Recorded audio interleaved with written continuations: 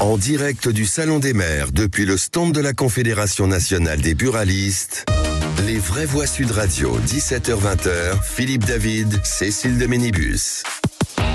Bienvenue dans les vraies voix en direct d'un stand très sympathique qu'on aime beaucoup. C'est la Confédération des buralistes. On est entouré de buralistes jusqu'à 20h ce soir. Et allez, au sommaire de cette émission, le réseau des buralistes, c'est 10 millions de personnes. Depuis 2015, il est possible d'ouvrir, vous le savez peut-être, un véritable compte courant chez les buralistes. Le projet a demandé beaucoup d'audace et c'est une grande réussite.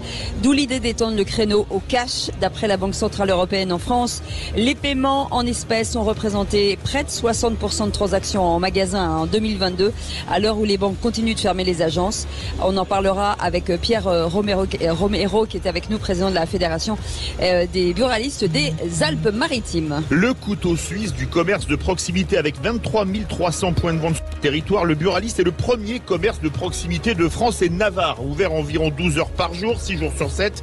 Les services sont multiples, on peut y recharger son mobile, acheter son paquet de cigarettes, prendre un café le matin en lisant le journal, grignoter, ouvrir un compte nickel, acheter une carte prépayée, récupérer un achat sur internet ou prendre sa carte de transport. Les services ne manquent pas. Serdar Kaya, président des buralistes de l'Oise, sera en notre compagnie. Et puis derrière l'élu, il y a souvent et parfois un buraliste, un maillage territorial hors pair chaque jour, à 10 millions de clients, une forte disponibilité. Ça fait des buralistes le premier commerce de proximité de France. Chaque établissement est un lieu d'échange qui contribue à sa façon à la vie économique et sociale dans nos quartiers, dans nos villages. Certains sont d'accord. D'ailleurs, le siège d'associations sportives ou culturelles, Gilles Grangier sera avec nous, président des buralistes de la Loire. Les vraies voix Sud Radio. Et pour commencer, bien sûr, on est toujours avec Philippe Coy, président de la Confédération de ces buralistes. Mais pas le maître du temps. Un état des lieux avec vous, Philippe Coy, justement sur ces buralistes de France. Un réseau qui grandit, qui n'en finit de grandir et de s'intégrer dans les territoires français. Je dirais un réseau qui est en pleine transformation, en pleine évolution. Évoluer, c'est pas se renier. Nous avons beaucoup de défis à relever parce que bien évidemment, le marché parallèle, la contrebande, tout cela, c'est un fléau pour notre réseau, comme pour les finances publiques, bien évidemment. Mais l'audace que les 23 300 entrepreneurs aujourd'hui décident de mettre en œuvre, c'est celui du territoire, de la proximité, de l'innovation au cœur d'un rôle essentiel, le commerçant. Et on va en parler avec Pierre Romero, qui est avec nous, président de la Fédération des buralistes des Alpes-Maritimes. Bonsoir, merci d'être avec nous. Il y a un projet, on est en direct du salon, c'est pour ça que on nous demande d'évacuer, mais vous inquiétez pas, on va rester jusqu'à 20h. On parlait de ces buralistes il y a quelques années, on disait en 2015, on a commencé à pouvoir ouvrir un compte bancaire, et puis finalement, le service s'est déployé, et aujourd'hui, on se rend compte que finalement, les Français aiment encore le cash et que c'était peut-être aux buralistes aujourd'hui de se dire bah tiens, et pourquoi pas chez eux. Vous avez tout à fait raison. C'est vrai. Merci, on peut s'arrêter là. Merci beaucoup.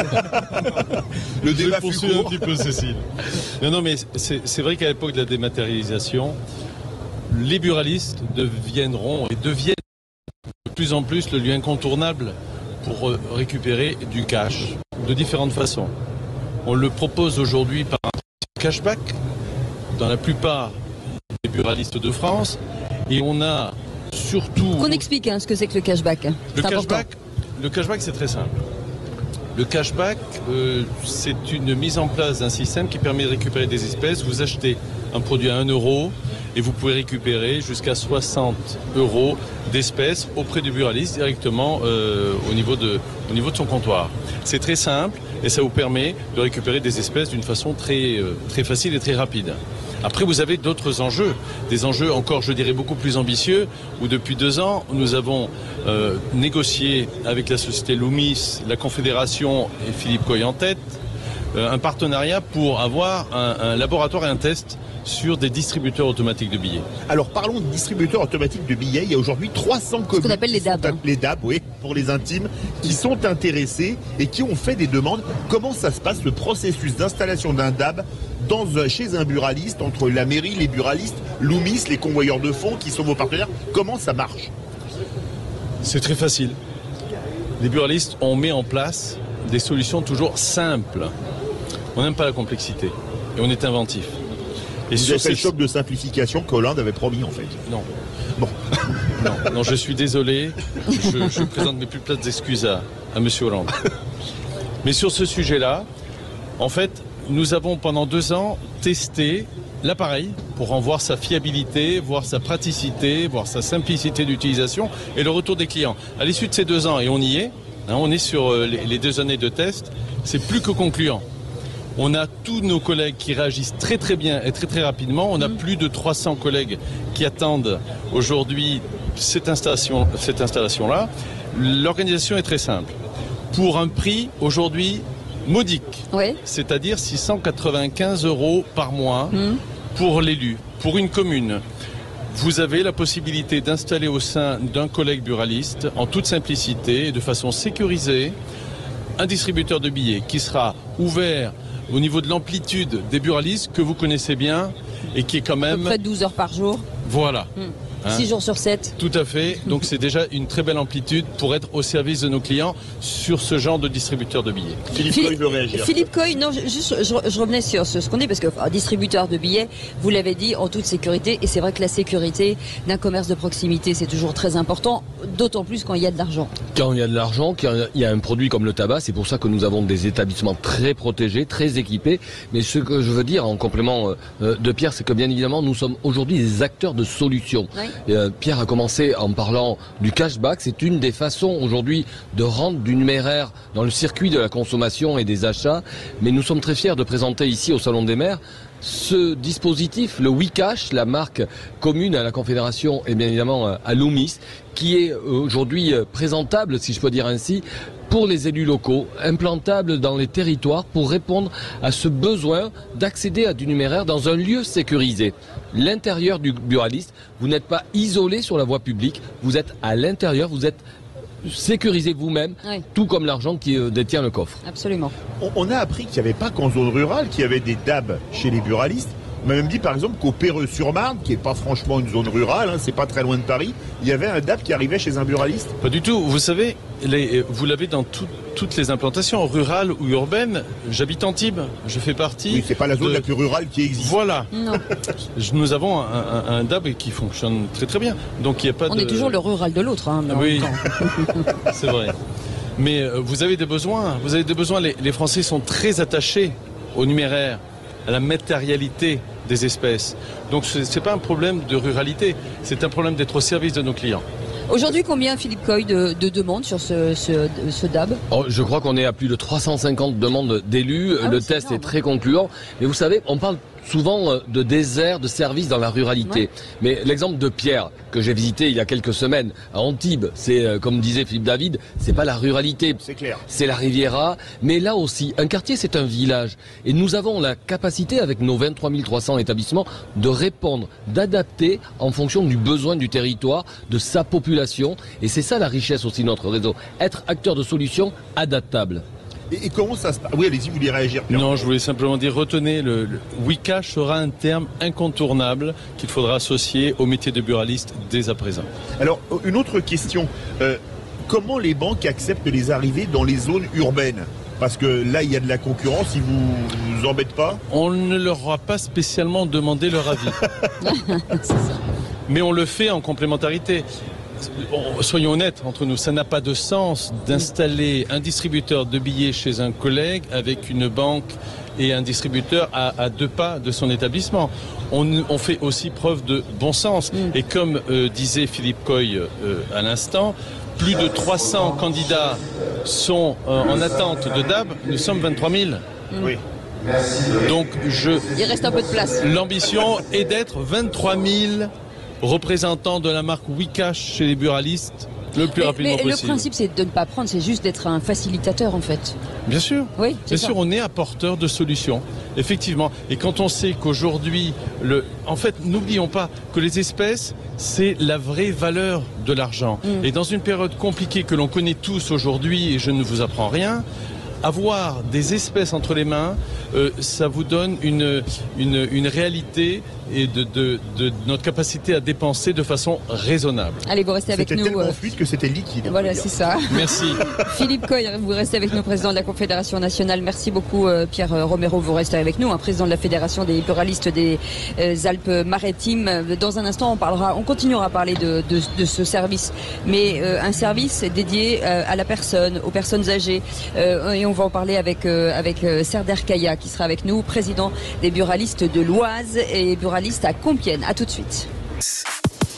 Et alors que le salon des maires se vide tout doucement, il reste qui veille encore, les buralistes. Les buralistes, ils sont tout le temps ouverts, même quand le salon des maires est fermé. Exactement. Philippe Coy est avec nous, le président de la Confédération nationale des buralistes. Et on parlait de service il y a quelques instants. On va en parler tout de suite avec Serder Kaya, qui est président des buralistes de l'Oise et buraliste à Compiègne.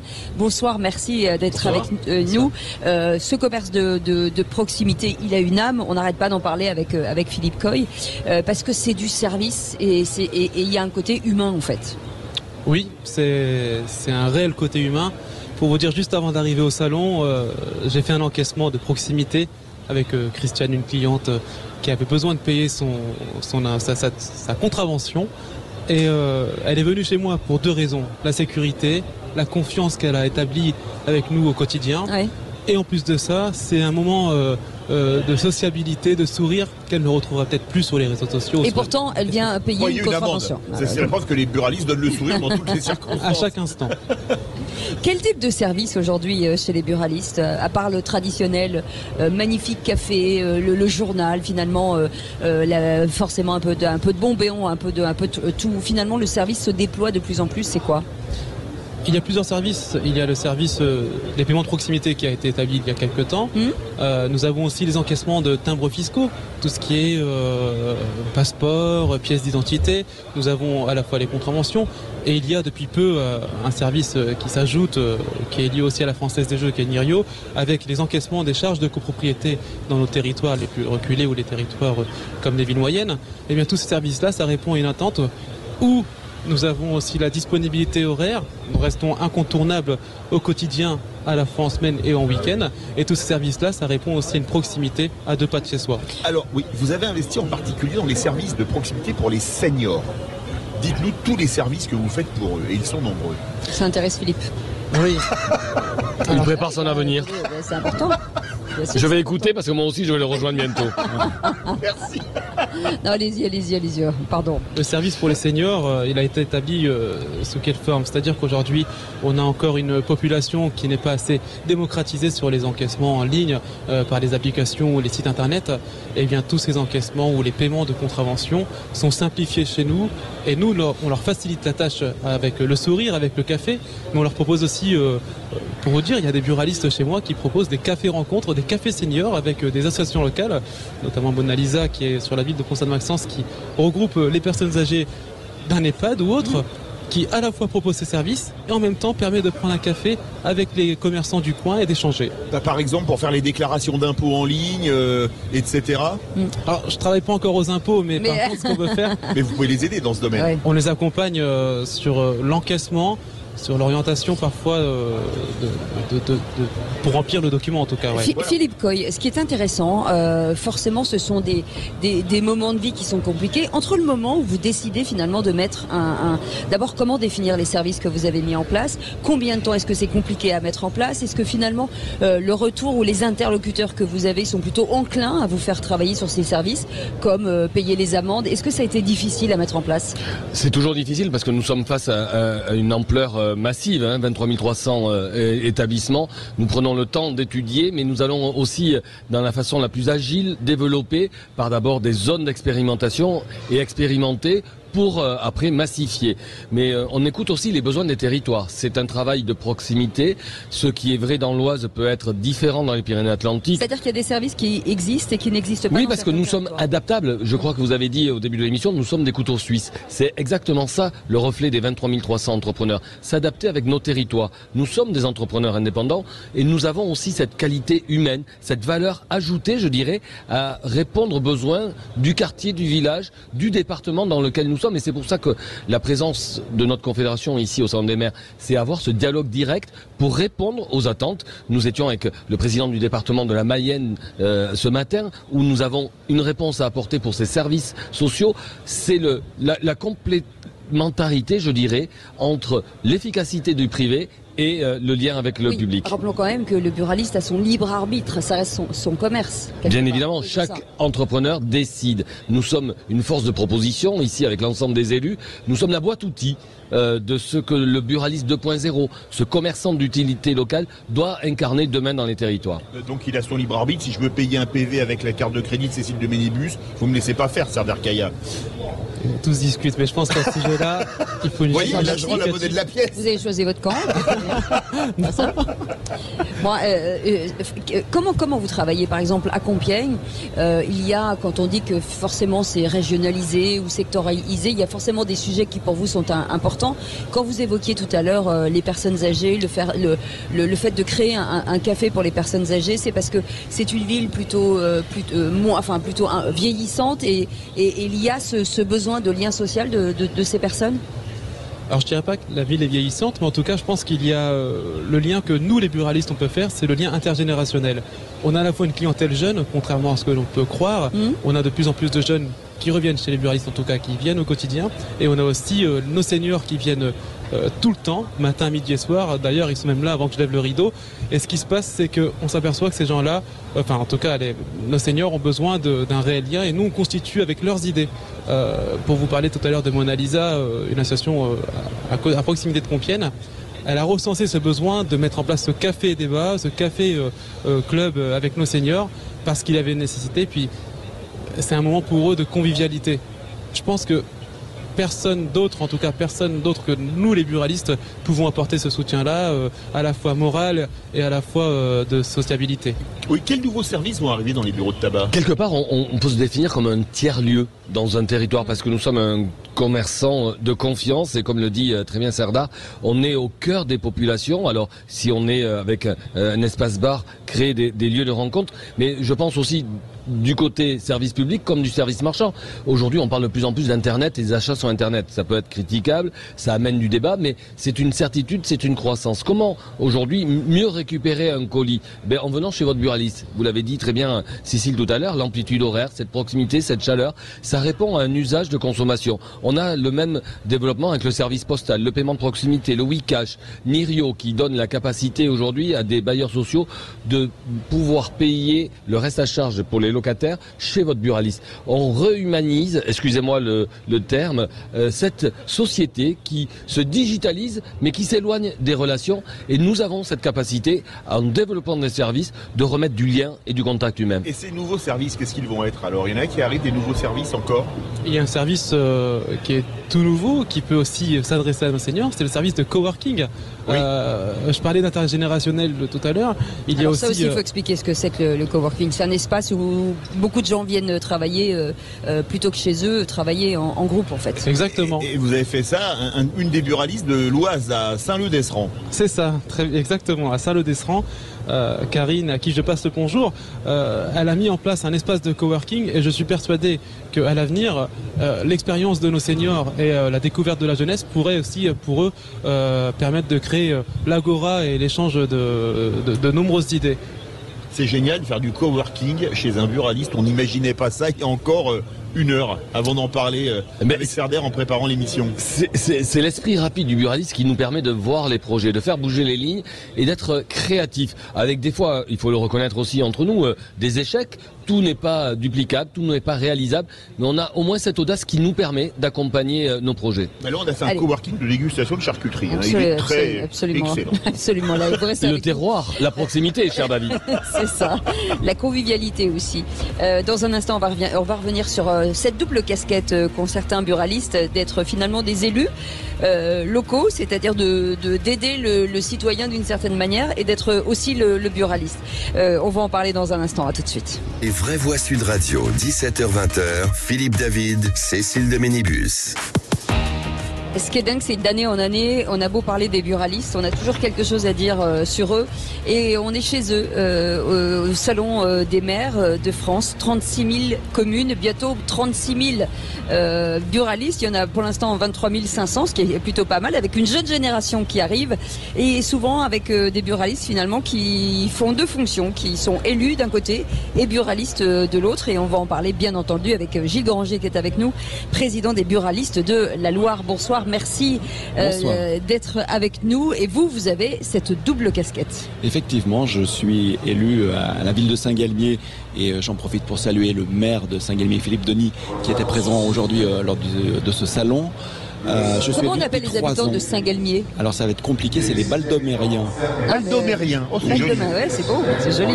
Alors ne me demandez pas exactement pourquoi, l'origine, parce que je pourrais pas vous la raconter, mais effectivement c'est Baldomérien. Un truc dingue. Baldomérien, il n'y a pas une relation avec une eau minérale très connue qui coule à Saint-Galmier qui s'appelle la Badoie? Exactement. À Saint-Galmier, nous sommes la ville d'où jaillit la source Badoie. La source Badoie qui est bien connue dans toute la France et bien au-delà d'ailleurs, puisque je crois qu'elle est connue dans le monde entier. Et effectivement, donc nous sommes une ville de 6 000 habitants. Et pour ma part, donc je suis élu depuis 3 ans dans cette ville. Depuis 2020 exactement. Élu sur Alors moi je suis adjoint à l'économie à la ville de Saint-Galmier. D'accord. Donc pour moi c'est très intéressant parce que j'ai des sujets qui sont transverses entre mon titre d'élu de la ville de Saint-Galmier et aussi celui donc de président de la Fédération des buralistes de la Loire que j'exerce depuis beaucoup plus longtemps. Gilles Granger, Saint-Galmier, si je ne m'abuse, c'est les monts du Forez. C'est pas les monts du Forez. C'est la Loire. C'est plutôt la plaine du Forez. C'est des contreforts. C'est les contreforts des monts du Lyonnais. D'accord, du Mont du Lyonnais, oui, exact. C'est pas tout à fait les mêmes. Une question, est-ce qu'une ville de 6 000 habitants, elle a encore tous ses services publics ou est-ce qu'il y en a beaucoup qui ont été, vous me passerez l'expression, passés par perte ou balayés, ouais. Alors non, on a la chance encore d'avoir tous les services publics, hormis celui de la trésorerie qui nous a quittés il y a 2 ans. C'est pas plus mal. C'est pas celui qu'on préfère en général. Non, mais c'est pas trop gênant dans le sens où nous l'avons récupéré, nous les buralistes, dans notre giron. Donc les gens qui ont besoin de services, notamment qui veulent par exemple payer des impôts locaux, peuvent le faire chez nous. Et cette double casquette, finalement, d'être un élu plus un buraliste, vous êtes finalement le récipiendaire des problèmes, mais aussi dans les deux sens, en fait.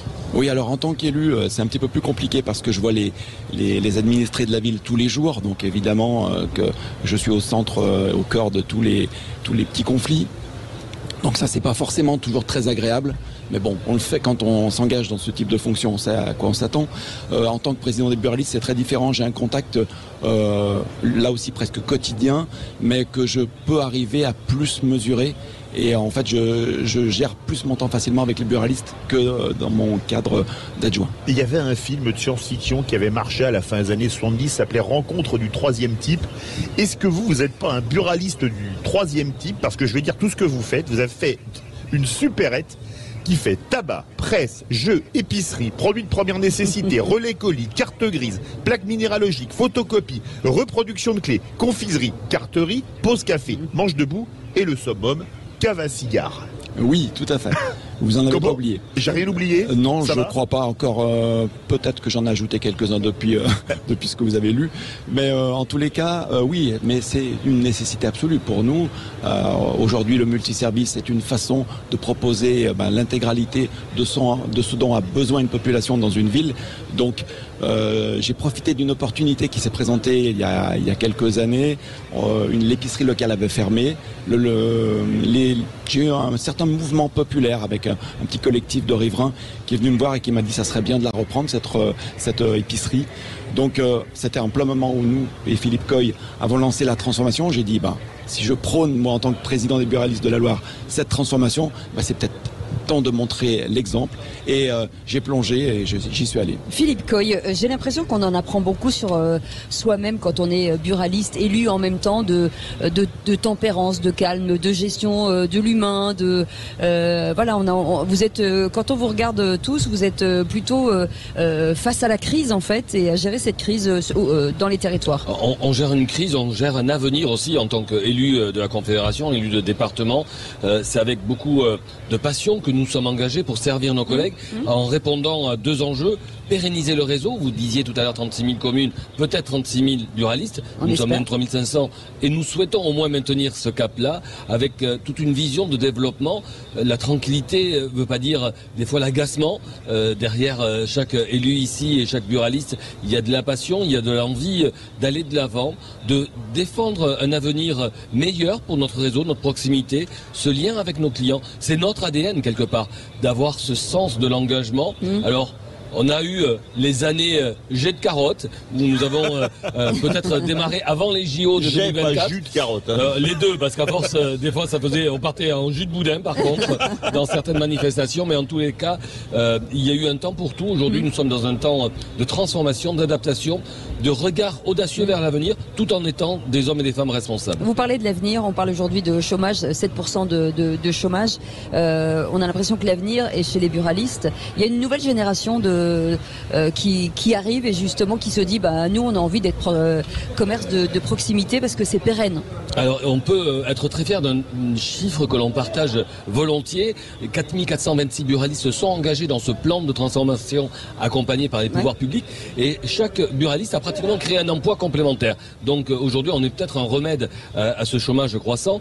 En tous les cas, ce que je suis en train de partager avec mes collègues, c'est qu'on est un ascenseur social.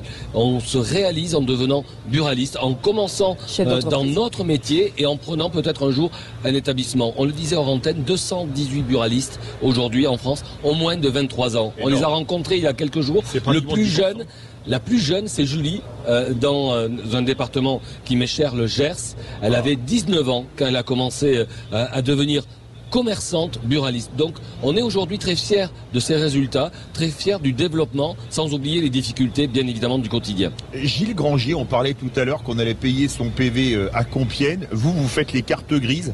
Les plus anciens, merci Cécile, comme moi, ont connu l'époque où les cartes grises, on les faisait à la préfecture. Très anciens comme vous, pardon. Ou à la sous-préfecture. Est-ce que vous n'êtes pas devenus les nouveaux services publics de proximité? Absolument, c'est un de nos nouveaux rôles qu'on essaie de remplir du mieux possible. Alors nous, on a un petit avantage, c'est que quand on s'organise bien, on peut accompagner les usagers dans leur démarche et on les aide. Et ils ont besoin, on a quand même souvent des clientèles un petit peu âgées qui viennent chez nous. Et là, ils ont besoin de ce lien social. On parlait tout à l'heure de lien social. Là, il est fondamentalement important quand on exerce ce type d'activité et qu'on est face à ce type de démarche. Par exemple, sur le numérique, soyons clairs, il y a toute une génération. D'abord, il y a une fracture sociale en matière de numérique. Il y a des zones blanches. Et là, le buraliste est peut-être un soutien. Absolument. En plus, nos établissements, et pas que les nôtres d'ailleurs, sont pleins de numérique. Et dans ce cadre-là, on est obligé d'accompagner les personnes âgées, notamment parce que c'est pas leur coutume, c'est pas leurs habitudes. Et là, on prend du plaisir d'ailleurs à voir qu'on peut leur servir d'autant plus dans ces démarches-là. C'est Philippe Coy, en tant que président des buralistes. Quand vous voyez les pouvoirs publics, vous leur dites pas, mais nous, on est un peu quelque part les nouveaux auxiliaires des services publics dans les territoires ruraux en particulier. Alors quelque part, on est déjà les préposés des pouvoirs publics, puisque 82% du prix du tabac, c'est de la fiscalité. Oui. Et aujourd'hui, nous remplaçons, nous complétons, plus exactement, excusez-moi l'expression, le service public là où il est manquant, défaillant. Et je le disais encore ce matin, ici même au Salon des maires, en présence de Stanislas Guerini, ministre de la fonction publique. Nous devons travailler ensemble, non pas pour dire que le service public fait pas bien son job, mais pour le rendre encore plus accessible, plus près des citoyens. Il y a France Service aujourd'hui qui est une vraie réussite en termes de proximité. Pourquoi pas demain un France Service dans un lieu social découvert par tous, qui est le bar tabac. Voilà une façon aussi, on donne le sourire en payant les impôts, mais peut-être avoir... C'est un appel du pied et des deux pieds, si je peux dire, que j'espère voir ce projet arriver. En tous les cas, on est là pour répondre à tous les besoins. Nous avons cette facilité avec nos collègues de répondre aux besoins des territoires, à avoir cette vision aussi, les yeux et les oreilles du terrain. Vous savez, s'il y a eu des conflits sociaux dans ce pays, peut-être que nous aurions pu les déminer si on nous avait écoutés avant. Alors soyons cette vigie, soyons ce relais pour les services publics. Et vous restez avec nous, on fait une petite pause. Dans un instant, on reviendra sur un événement. C'était en octobre dernier, c'était la 15e édition de la journée nationale de la Fédération des petits commerçants. On va en parler avec Jonathan Chevet, qui est cofondateur de ces petits commerçants et associés. Et on en parlera avec lui dans quelques instants. À tout de suite. Les vraies voix Sud Radio, 17h-20h, Philippe David, Cécile de Ménibus. Et en direct du Salon des maires, MAIRES, bien entendu, parce que ça aurait pu être les mères de famille ou les mères l'eau. Il y a les deux. Oui, il n'y a pas beaucoup d'eau chez vous. Mais là... non, mais les maires ME. Oui. Ah oui, bah oui. Et notre ami Philippe Coy est avec ses pairs au Salon des maires. Voilà, c'est ça. Mais écoutez, très bien. Ça commence bien cette soirée. Philippe Coy est avec nous, toujours président de la Confédération des buralistes. Je dis toujours président. Oui, vous êtes toujours président, c'est sûr. Au moins pour 2 ans. Au moins pour 2 ans, effectivement. Il n'y a pas eu de coup d'État pendant le Salon des maires. Et il y a d'autres petits commerces qu'on aime beaucoup. Et Jonathan Chevet est avec nous, cofondateur de petitcommerce.fr. Merci d'être avec nous. Alors avant tout, petitcommerce.fr, c'est quoi ? C'est intéressant Oui, alors c'est un site internet qui valorise les commerces de proximité, donc tous les commerces que l'on croise tous les jours dans la rue, les commerces de bouche, les librairies, les boutiques. Et on avait envie justement de les mettre en avant, de mettre en avant leurs histoires à travers des portraits de commerçants. Et c'est aussi aujourd'hui une carte cadeau qui est dépensable dans tous les commerces locaux justement. Et on organise chaque année... C'est national. Oui, exactement, c'est national. Et on organise chaque année la journée nationale du commerce de proximité avec l'association JNCP, dont on fait partie. Qui a son stand à quelques mètres des buralistes. Exactement, voilà. Aujourd'hui, on est sur le stand de la JNCP au Salon des maires. Donc, qu'est-ce que c'est la journée nationale du commerce de proximité ? C'est tout simplement le plus gros événement en fait national pour valoriser et animer les commerces et les centres-villes. Ça existe depuis 15 ans. Mais ça veut dire qu'il y a des fêtes dans des centres-villes organisées par les associations de commerçants ? Oui, en fait, ça va être des animations, des concerts, des dégustations, des rencontres avec les commerçants. L'idée, c'est pas un événement commercial, c'est pas des remises, une braderie, c'est vraiment aller à la rencontre des commerçants ce jour-là. Et ça se déroule tous les ans depuis 15 ans, le deuxième week-end du mois d'octobre. Alors, il y a 670 communes labellisées dans 39 départements, 21 000 commerçants et artisans. Comment obtient-on le label ? Parce que c'est un label qui s'appelle commerce et artisanat avec une note qui va de 1 à 5. Oui, exactement. Donc, au-delà de la journée qui dure un jour ou quelques jours parfois, en fait, on va aller valoriser les villes toute l'année à travers un label. Donc, en fait, c'est un petit peu comme le label des villes et villages fleuris que vous connaissez avec un panneau à l'entrée des villes. En fait, à la différence des villes et villages fleuris, on va avoir des sourires qui en fait matérialise l'engagement des commerçants, de la commune en faveur du commerce local. Alors on va pas se le cacher, forcément avec l'arrivée des grands centres commerciaux à l'extérieur des centres-villes, forcément beaucoup de centres-villes ont été désertés. C'est aussi l'occasion de montrer que finalement c'est pas plus cher, que c'est plus convivial et que on peut passer une journée hyper sympa dans un centre-ville. Oui, tout à fait. En fait, l'objectif, c'est vraiment sensibiliser les habitants à l'importance des commerçants dans une ville, dans nos vies aussi, parce qu'effectivement, on en a parlé depuis 2 heures, les commerçants, ils apportent du lien social, ils sont authentiques, ils sont uniques. On a de la chance en France d'avoir énormément de commerçants indépendants. Et donc, pour les préserver, il faut y aller. Il faut faire ses courses quand ça est possible dans les commerces locaux. Et on dit souvent que quand on achète un produit, on achète le monde qui va avec. Donc, c'est un petit peu les valeurs qu'on veut valoriser à travers la JNCP. Tout le monde joue le jeu, surtout dans les petits villages ? Oui, honnêtement, ça joue le jeu partout. La JNCP, c'est 700 villes, aussi bien des villages que des communautés d'agglomération, des grosses villes. Maintenant, évidemment, quand on est proche de dans une petite ville, on est un petit peu plus proche de ses commerçants, donc il peut y avoir un petit peu plus de liens. Mais l'important, c'est vraiment le côté collectif. C'est-à-dire qu'évidemment, il y a des commerçants qui jouent le jeu, mais aussi les communes, les associations de commerçants, les chambres de commerce. C'est vraiment quelque chose de collectif. Et les buralistes, notamment, mais j'allais le dire, j'allais vous poser la question. Sont souvent moteurs, parce qu'ils sont souvent présidents d'unions commerciales. Ils raflent tout, les buralistes. Non, mais c'est vrai qu'en connaissant bien le secteur, c'est un peu des ambassadeurs quand même dans le domaine du commerce de proximité. Ils ont un peu tout compris.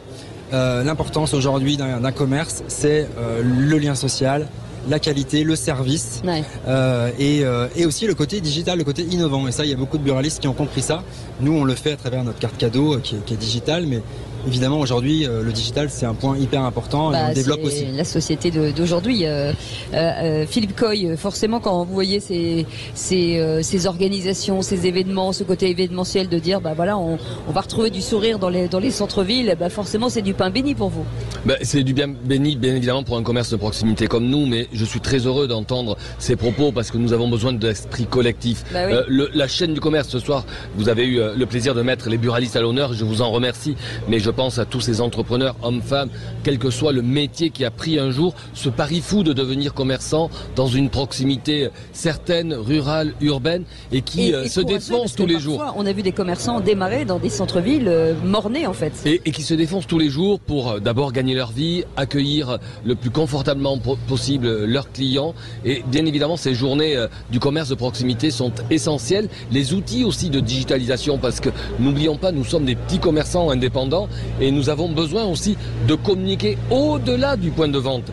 Et c'est sûr que Petit Commerce est un outil qui nous permet aujourd'hui de digitaliser notre offre, de faire savoir. Alors bien évidemment, je rassure les auditeurs et les autorités de ce pays, nous ne faisons pas de publicité pour les produits du tabac. Mais nous avons tellement d'autres offres à mettre en avant que c'est une opportunité aujourd'hui d'être aussi digitalisé pour communiquer avec nos consommateurs. Comment vous contactez pour se faire référencer, pour avoir le label ? Alors en fait, ce sont les communes souvent qui viennent à nous, justement parce qu'il y a beaucoup de communes, voilà les maires, qui sont engagés en fait en faveur du commerce, qui cherchent des solutions. Et donc la JNCP, ça permet d'animer le commerce pendant une journée ou plusieurs jours. Il y a d'autres solutions qui existent. Voilà, la carte cadeau, ça permet d'attirer du trafic dans les boutiques pendant toute l'année. Et ce qu'on a fait cette année lors de la dernière JNCP qui a très bien fonctionné, c'est en fait on a organisé un challenge comme un jeu de piste en fait qui permettait d'aller redécouvrir les commerces près de chez soi. Et ça c'était digital pour le coup puisque c'était avec des QR codes installés dans les boutiques. Et en fait au bout de 3 ou 4 boutiques visitées, on gagnait une carte cadeau à dépenser dans les commerces. Alors c'était très rigolo parce que un jeu qui avait été très bien, c'est Trouville qui avait organisé ça. Ils avaient organisé un Cluedo géant et il fallait aller de chaque commerçant et c'est plutôt très sympa et ça a amusé toute la famille. Il y a plein d'initiatives en fait, comme ça partout en France. Il faut rester positif, vraiment il y a plein de choses qui fonctionnent. Il y a aussi des commerces qui cartonnent, il faut le dire. Merci beaucoup Jonathan Chelet, cofondateur de Petit Commerce. Et on était ravis de vous avoir. Ces journées nationales du commerce de proximité. Il nous reste même pas 2 minutes. Le mot de la fin avec notre ami Philippe Coy qui nous a royalement reçus. Cécile, sur le stand des... C'est pas moi qui vous ai reçu, ce sont les 23 300 buralistes qui vous ont accueillis et qui ont toujours à cœur d'être des animateurs de territoire comme vous. C'est le 2e jour du salon qui vient de se terminer. Quel est le bilan de ces 2 premiers jours pour les buralistes ? Je crois que nous avons battu le président Lisnard le disait tout à l'heure, le record d'affluence. Je crois qu'il en est de même sur le stand de la Confédération des buralistes. Je vais vous partager une confidence et cela pour tous les auditeurs. Ça fait 5 ans que nous sommes présents ici au Salon des maires parce que vous le disiez tout à l'heure, j'ai été à un moment élu local et je pensais que le commerce de proximité avait ses lettres à défendre ici auprès des élus locaux. Et la première apparition en 2018, ils pensaient, ces élus locaux, que nous étions comme à la buvette de l'Assemblée nationale. Ils venaient chercher leur paquet de cigarettes qu'ils avaient oublié ou éventuellement boire un coup comme ils auraient l'habitude de faire au bar tabac. Aujourd'hui, nous sommes pris pour des commerçants responsables, engagés, des acteurs de solutions aux côtés des élus locaux. Vous disiez 36 000 communes. Je ne sais pas si nous avons 36 000 solutions, mais en tous les cas, nous les accompagnerons au quotidien. Philippe Coy, l'avenir, c'est quoi ? C'est plus de femmes derrière ces commerces ? C'est quoi ? C'est plus de jeunes ? C'est plus de services encore ? C'est plus de plus. Plus d'engagement. Voilà. Je suis bien évidemment pour que mesdames vous soyez engagées tant dans la vie professionnelle syndicale que derrière nos établissements. Vous savez, derrière un homme il y a une grande femme qui nous accompagne et on n'est jamais seul quand on porte une aventure. C'est une histoire de couple souvent. C'est une histoire de couple. C'est un commerce familial à taille humaine et vous savez, monsieur est peut-être devant, mais madame est souvent pas très loin derrière avec beaucoup je dirais d'empressement à bien tout faire. C'est monsieur qui est devant, mais en fait on se rend compte que c'est souvent on est indispensable et nous sommes la meilleure des créatures tous les deux. Merci en tout cas d'avoir été avec nous. On vous retrouve demain à partir de 17h dans notre studio. On était ravis d'avoir été avec vous. Merci beaucoup de nous avoir accueillis. Le Salon des maires de France. Merci beaucoup Philippe Coy d'avoir été avec nous et c'était la Confédération nationale des buralistes. On se retrouve demain à 17h en attendant. En attendant, Sud Radio à votre service et à 20h les essentiels de Sud Radio. À demain. Passez une belle soirée. Salut.